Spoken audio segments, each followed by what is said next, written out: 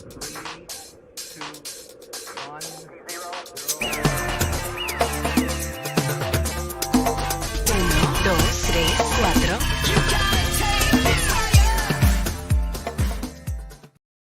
What is up, Big 12 Nation? Here we are once again. It is Tuesday evening. That can only mean one thing.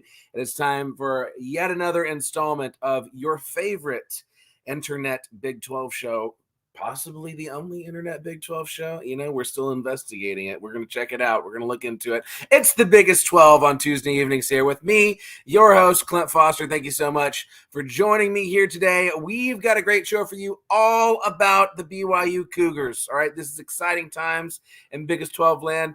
Going to spend 30 minutes, 45 minutes to an hour, however long it takes us, talking about them BYU Cougars and what that first year in the Big 12 was like for them from one Cougars perspective, and also looking ahead to the near future here, what 2024 has in store and any reasons for optimism in BYU land. If you have not already, subscribe to the voice of college football here on the Big 12 channel at Big 12 VOCFB. You know you got to be a part of this. There's so many great shows besides just mine every day of the week here on the Big 12 channel, and you're going to want to be a part of it. Like, subscribe, hit the bell, tell your friends and neighbors. Do the BYU thing. Start knocking on doors, man. Ride around on your bike. Whatever it takes. Grow the show, all right? We want to make it happen. And follow me on social media if you have not already. Subscribe to my YouTube channel. That, of course, is at Clint Foster Comedy. Keep your eye out on there. You know, among the many things I'm doing, I am working on several scripts. I'm hoping to have something new on the channel for you by March, but don't hold me to that, okay? And follow me on Twitter at Clint_Foster55, talking lots of Big 12 news and sports and lots of TCU sports, but certainly not as much as this guy, my guest on the show today. Very excited to have him back with us. As always, it is the Bomber himself. You may know him as Big 12 Mafia from Twitter or X, whatever your persuasion is. It is Nathan Brown, ladies and gentlemen. Bomber, thanks so much for being with me here today to talk some Cougs. You bet. Happy New Year. It's good to see you again, and I'm glad to be back. Exciting times in Big 12 land. Yeah, we're talking Cougs, and my outdoor cat wanted to come around. There you go. He's even excited about it. He's feeling that cat energy. Not the first time I've seen that happen, so that's okay. Yeah, exactly. So, Mom, let's start it out this way. I've asked every guest I've had on the show the same thing whenever we're talking about their team. If you had to assign a letter grade to BYU's 2023 season, first in the Big 12, mind you, right, what would you have given the Cougars? Oh boy, that's a cut to the quick question there, Clint. I was expecting more, I must admit. I was at the Oklahoma game when they threw that pick and lost, and that really depressed me because that would have given us 6 wins. And then Yeah. we were up on Oklahoma State. What was it, 24-6, and to have it turn around and lose that as well back to back. I was actually expecting more, so I would say maybe C-. I think they had a team that could have been more competitive, and they just made too many mistakes. So I was a little disappointed. I think C- is a fair grade. I mean, I gave the Frogs an F, right? Okay.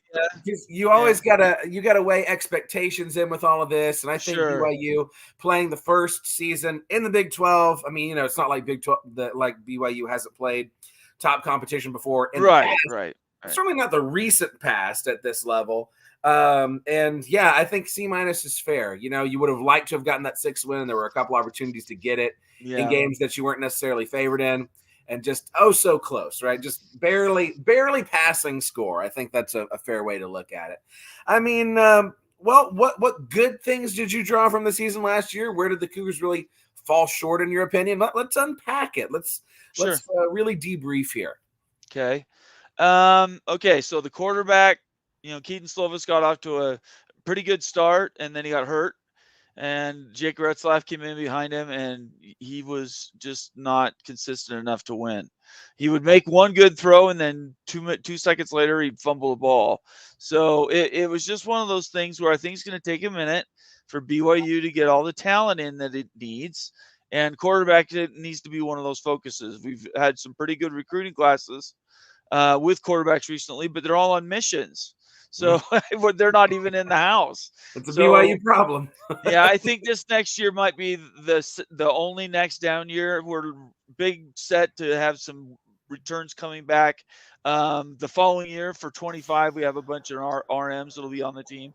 We had some really good defensive recruits that came in December and January. So I think things are looking up. I'm hoping we can get to 6 wins, at least that this year. Sort of a win that we'd like to have, especially is the Utah win. So it'll be a good season. Nobody is down, right? People are disappointed because we have high expectations, but nobody was really upset because we're at least in a fair position now. Yeah, I mean, you did better than Cincinnati, right? So you got that Right. going for you. Did Yeah. better than Houston. You're not Yeah. having to replace a coach. Right. And UCF just outperformed expectations, I would say. UCF did pretty good. But yeah, I mean, okay, you went ahead and started talking about 2024. Let's look at that 2024 schedule. We got the schedule release not too long ago here. And let's look at where things line up for BYU. What were your feelings whenever you saw this order of games? Obviously hyped to have Utah back on the schedule. That's a game that I cannot wait to watch. Yeah. But what are your initial impressions? Well, let's see here. I'm trying to remember these. At means they're at the location, right? Traveling to SMU, I think we should be in line to win that. So 2-0, Wyoming is the trip. You've made that trip. You know how brutal it can be, but it's in September. So I'm going to say BYU wins that game. Kansas State is at BYU. The first home game for the conference that year, I don't know. That's going to be tough. So I'd probably put that down as an L. But at Baylor, I think we kind of match up pretty well with Baylor. Not as much as we do with Kansas State. Kansas State is not a good match, but I think Baylor, we might have a chance to beat them.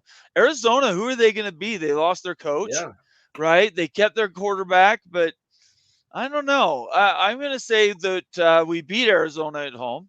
Oklahoma State, sure, what the hell with the rubber match? I'll take that, and we'll beat them. At UCF is a loss. Utah's a toss-up. Kansas at home, that's another good home game. I'm probably going to put down that as a loss. I think Kansas will be rolling at that point. Arizona State's a win, and Houston at home, I think we should beat them. So what was that? 6 wins, I think? Yeah. 1, 2, 3, 4. Yeah, you got 6 for sure. Yeah, and that Utah game's a toss-up. So 6-7 would be, I think, a good season. Next year, we got to be looking 8-9 though. We can't go through another one of these years like this. Yeah, absolutely. But I mean, I feel like y'all are in a similar boat as TCU, and just like, hey, we have to make a bowl game. That is the bare minimum expectation, right? And then we go from there, right? Exactly. Yeah. But man, this is a very tough 3-game stretch here. At UCF and at Utah, and then come back home to host Kansas, who I think Kansas is very truly a dark horse to win the whole dadgum thing. Oh, I agree with you. Yeah, I think Kansas is going to be good. They lost Bean, right? But they got Jalen Daniels back. So I think that's a great thing. I would expect them to have a good year. Yeah, so it's going to be tough. It bums me out that we're not on your schedule again. But, with things the way they are, you can't have. You and Baylor, I would love to see every year. That Oklahoma State game was fun too. But there's 16 teams and they have to rotate through something. So it's probably, I hope it's at least a 2-year. Every other year would be nice. And remind me, is Utah one of the 3 protected rivalries? It is. Okay. It is. Yeah. Good. There's us, Arizona State, and us and Baylor. Yeah, I was going to say TCU and Baylor. I knew there was a third one.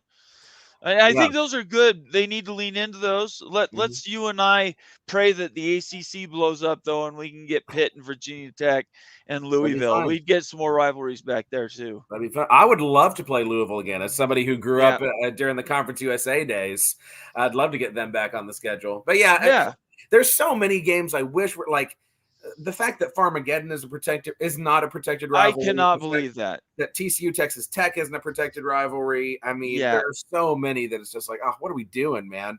But is what it is, I guess. We're gonna have to be patient with them, I think, right? They're feeling through this. The hardest part, and Clint, this is something that we're going to be covering for the next year or so, is how do you book your best premier matchups on the 1 week where they're not going to get blown out by the Big Ten and the Mhm. SEC? Forget about the ACC, but you're up against Penn State, Michigan. You're up against Georgia, Auburn, right? Mhm. Or Yeah. LSU. So you have to pick those weeks strategically. If you go through the schedule, you'll see. I think all three of the rivalry matchups they put on weeks where they thought that they could be the best exposed. The Mhm. one that's glaring is BYU Utah, and why that's not at the end of the year. But maybe there's some thought in there. I'm willing to give your mark a couple years to see how this looks. Yeah, yeah. Okay, so we got actually an interesting question here, and this is something that I would love to know as well. How do, after the 2-year mission, how do players get back in football shape after their 2-year mission? It's a That's tough something I've never grind. considered. Depending on where they go, if you have RMs that come back from Europe, it's not as big a deal. But coming back from Southeast Asia or South America or Africa, you got these players and they're just going to be totally gassed. They either gain a ton of weight or lose a ton of weight, Mhm. and it takes them at least a year. There's maybe 5 examples I can think of guys that walked in off their mission in say in the spring, got spring practice in, and were studs in the fall. It Mhm. just doesn't happen. So it takes a while, and you know, and I know you're working on this, but we got to dispel this notion that 23, 24-year-old kids are dominating and it's an elite, you know, it's an unfair advantage. It's a bunch of nonsense. The older you get, the more responsibility you take on. You get Yeah, married, you got kids, you got other things taking your attention, and there in no way, shape, or form is that, unless maybe you're an offensive lineman, that normally is not an advantage in yeah, football. yeah. It's more just a fun joke, and you're right. I I mean, know it is. I the know. fact that so many of these BYU players are married, right? Right. That is a whole different responsibility and situation and It wrinkle is. into their daily lives that a lot of players don't have to deal with. You may have a lot of players around the country who have kids, but Right. not necessarily the same responsibility related to that child. Right. Uh, Yeah, that's true. Actually, I hadn't really thought about that, yeah, but right. that is So, true. Right. but yeah, that's that. And kudos to BYU guys for trying to do it right. Appreciate that. Right. But yeah, so okay, so are we looking at okay, another thing I wanted to talk to you about. I know that the defense at times for BYU struggled last year, the secondary in particular. Right. That was when I watched the TCU BYU game. That was a place where Josh Hoover, in his very youthful self, was able to really just have a heyday, one of very few heydays last season. Is Right. there any what are we looking at for the secondary next season? How is it going to improve? Is there going to be a pass rush that helps that out? Walk me through it. Yeah, actually, the defense is where they made hay in recruiting this last recruiting window. I'm not going to get his first name right, but his last name Satawala. He's the number 2 recruit out of the state of Utah this year, 4-star defensive back, and hits like a freight train. So the recruiting strengths on the defensive side go from strength to strength. It might have looked bad in the TCU game, but I promise you, Clint, compared to the previous 2 years, the defense last year was really, really good. And so there's a lot to build on. Jay Hill's a fantastic defensive coordinator, and he did it again with this recruiting class. They went out and they probably got on average the best defensive recruiting class for 2024. So I think the defense is probably where we're going to see the most growth. The offense is a struggle. We brought in the great Jerry Bohannon Yeah, from late of USF, I think, and another guy who's 28. yeah, and Not because he went believe on a me, mission though. we are not. Cougar Nation is not jazzed about him. He seems like a Yeah. nice kid. Mm, I haven't spoken to him or anything, but certainly it's not like getting in a 4 or 5-star QB out of high school, mm, right? mhm. Even getting a return missionary that used to be a 4 or 5, that's they got to do better. And frankly, and I'll say this out loud, it doesn't make me very popular in Cougar land, but if the offensive coordinator Aaron Roderick doesn't step up and actually adapt to changing circumstance, then he needs to get let go, because the last 3 years you could set your stopwatch by some of the calls he made. It's just not good. So a lot of BYU fans are still being more patient with him. Why do you say it's an unpopular? No, I thing? don't think. Well, just because, look, every school has people that they can't see past the school colors, right?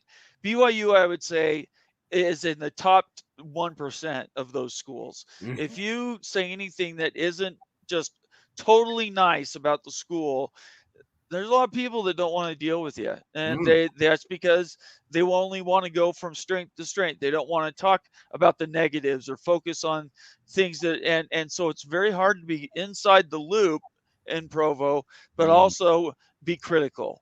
So I tried this last year. I had several BYU people on. I had the voice of the Cougars, Greg Wrubell, on. I asked him some critical questions.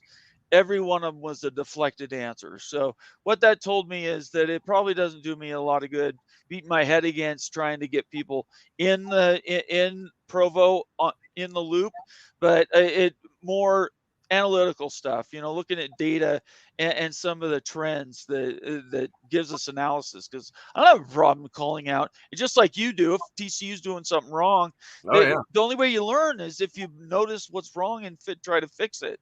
And Aaron Roderick has not improved. In fact, he's gone down in the last 2 years. It's just not the same. Interesting. Well, yeah, I mean, I feel like that is one of the things. I feel like most fans, I guess BYU is really unique in this way. I feel like most fans are far more critical of their own team than anyone on the outside looking in. Right. You look at your own, like, it's just like when we had our TCU show, we were pretty much unanimous across the board, like F, D, like looking at the TCU season, whereas somebody else from looking at the outside in, like, I don't know, it was a C, or, it was, I mean, they didn't make a bowl game, but, what can you do? But yeah, you have a lot higher expectations and all of the things. I don't want to be 8-4 going to a bowl game every year, going to the Peach Bowl or something. That's not where BYU is. Look. Now, hey, if you go to the Pop-Tart Bowl, though, then you're in it. That's an extra. But look, I grew up with this stuff, right? I met Robbie Bosco walking off the field one time. I sat in the room and talked to Lavelle Edwards. I know what it's like to be playing with greatness. I watched Jim McMahon in person. I watched Steve Young in person. I watched Mark Wilson in person. I watched Detmer in person. These are people that were great in any era, right? You can put them in any era and they're going to thrive. And we just lost some of that. And I think there needs to be some urgency down there. And I think there is, because they let go a few coaches this last season. The one that hung around was Aaron Roderick. And again, he's going to be on a short leash, I think, because 3 yards in a cloud of dust is not how you win games. Man, you mentioned Robbie Bosco and some of the great tradition at BYU. I got to share this tweet with you if you haven't already seen it. Okay. This was Gambling Gauchos, and it was in a response to a tweet from a Utah fan talking about how they were tired of listening to Big 12 fans talk about this and that. And I just thought this was such a perfect response. He said, the disrespect and whining from the Utah fan base is getting old. This is basically a word for word retweet, by the way, of the Utah tweet. Almost every Utah fan would do anything to experience the success BYU has had over the past several decades. Show some respect and be happy an overachieving Power 5 program lets you into our league. You got, Steve Young and all these guys on here. Right. Had you seen that tweet already? I did. I like Gambling Gauchos. They put out some fun tweets, so I did see it. I have walked away from getting into the weeds with all the trolls that are up on the hill in Salt Lake. I just don't. There appear to be a lot. There used to be it used to like get me going, right? But now every time somebody pokes me or sends me a DM, I just don't engage. I just don't have the time for it. And the older I get, the less I'm able to absorb that stuff and just let it go off my back. I used to fight, and I just can't do it anymore. It's been so funny ever since, really just going back to last year, all of the whole death of the Pac-12. Right. I'd kind of forgotten from the Mountain West years, especially beating Utah the way we did the last 2 years. It was kind of like, oh, yeah, we were in a conference with them. But ever since the whole death of the Pac-12 situation, it's like, oh, yeah, I really hate those guys. Like, this is why I don't like that team. Right. Uh, Well, and you know what? Look, there's the history. The Holy War is real. If you're not familiar with it, you're going to get a taste of it when BYU plays Utah this year. We haven't played in 3 years, and there's a lot of negative energy around that. The Pac-12 died. BYU ended up in the league that survived. They didn't get a call up to a bigger conference, and so they have a lot of this insecurity, right? Because here they were dominating a league that they thought was the best league in the world. It wasn't. But Two-time Rose Bowl runner-ups, baby. they will tell you that, and they won the league, and that's great. Kudos. BYU hasn't won Big 12, but just winning the league by itself cannot be the goal. If you're happy about, don't tell that to Kansas State fans now. I don't tell it to anybody. I'll say it to I'll say it to Michigan fans or Georgia fans. If we're not in this to win it, what in the hell are we doing here? I don't understand half commitment. It used to be you win your conference. It gave you access to a bowl game where you could improve your national standing. That's the way it used to be. And it was simple, very not complex, and it was very easy to understand. Were there conflicts? Obviously, but everybody knew where you sort of fit in the overall picture. Nowadays, everybody's Tom, Dick, and Harry in and saying, you know what, we're so good because we did this and this. Really, did you win your bowl game? And who did you beat? Why weren't you in the playoff? Yeah. It's not an achievement to go to a New Year's Six. They need to get rid of that name, by the way. A New Year's Six bowl is nothing. If you don't get in the playoffs and you won't win a game or two, you're just another guy road apple on the side of the road. It doesn't make any sense. You're just playing a better quality opponent in your bowl game is really all it amounts to. That's right. But you don't matter, right? Yeah. And every school in the Big 12, I believes they can win the Big 12 and get that one of those home games in the college football playoff. And that makes me feel jazzed to come to work every day and see that we're in the Big 12. And I just think the Pac-12 refugees need to figure that out. Well, and that's a perfect segue into my next question for you. What was your personal, the Bomber experience, BYU's first season in the Big 12? Did it live up to all of the hype for you? What was it like for you? What were your takeaways? Well, I had high expectations. I actually said on a couple shows, they could sneak and maybe get 8 wins. And when they ended up with 5, I was disappointed. But Clint, I got to tell you, I was tickled pink that we were there. And, you're going to get me emotional. Every fan base we dealt with and that I dealt with, because I dealt with probably all of them except for the teams we didn't play. Every one of them has been so nice and has said, hey, you know what, BYU, you already were here. Now you just have the card you're carrying in your wallet, right? And that insecurity is all gone now. Yeah. And just shut it off. Now it's a new insecurity. Now it's because the Big and the SEC are getting together, making moves. Let's get behind Brett Yormark, give him $200 million and see what he can do with it. To keep us vital and in the thing, because I really think the Big 12 deserves to be at that table. And I honestly, I hope the ACC kind of dies, because there's some good brands in there that would increase the value of the Big 12, in my opinion. Yeah. You're so right, especially here in the last couple of years. The sheer camaraderie among fans in this conference is unlike anything I've ever seen. And we're especially, we're both terminally online, Twitter, everyone gives each other a hard time. But at the end of the day, it's like, it almost is like this family aspect to the Big 12 that's very unlike any other conference. And it's like, you come at one of us, you're coming at all of us. Right. And it's partially because it kind of feels like this us against the world thing. Right. All of the powers that be just want the Big 12 to die for reasons, right? Because it's not a coastal conference, I suppose, or because it's not in the Rust Belt, I guess. But yeah, it's very, very cool. The evolution of the conference, and that y'all have been like very much on the cusp of that. Well, man, I won't keep you too much longer because I know you got to get ready for your own show. That's okay. Anything else that you want to say about the state of BYU football? A love letter to Kalani Sitake. I mean, like anything you want to get out there on the interwebs. I do. I appreciate him mentioning Kalani Sitake. He is the spiritual and real leader of this team. And don't count BYU out. I would still encourage people to look at us as that one school that you don't want to catch on a bad day, because we generally take advantage of turnovers, and we try not to make too many ourselves. So, do I think we're going to be running the roost again this year? Or, I mean, not again, but this year, no, I don't. But I hope that everybody respects BYU when they're on the field, and just when you see somebody from BYU, just tap them on the shoulder, because I guarantee you they'll be the nicest visiting person you've ever met in your life.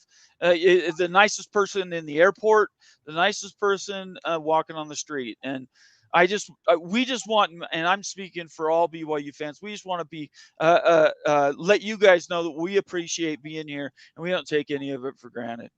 Very well said. Very well said. And I will say too, I've never had a bad experience with a BYU fan a single time, and that's saying a lot, because every school has knuckleheads, right? That's there are true. BYU knuckleheads, but I have not personally run into any of them. Our knuckleheads do the T-shirts with the horns down. Oh, how dare they! I The know, humanity. right? How Think stupid! of the children. How Oh, stupid no. was that? How stupid!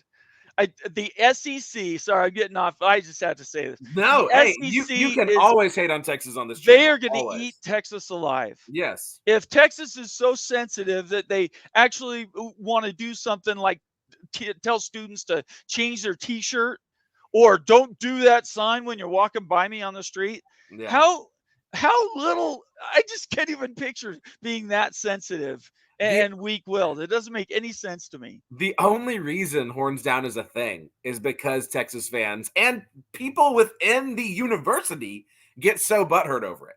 Yeah, that is the only reason it is a thing. I mean, people wouldn't continue to do this if it didn't drive Texas up the wall. I know. It's basic human science, right? You don't talk about it, people will quit doing it because they know it's not bugging you.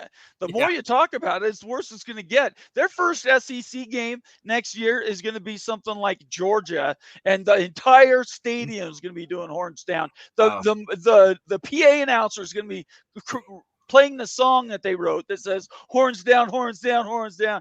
They are going to get just, I don't even want to know what they're going to be treated like on the road. Yeah, it's going to be a beautiful thing to see. It will be interesting, that's for sure.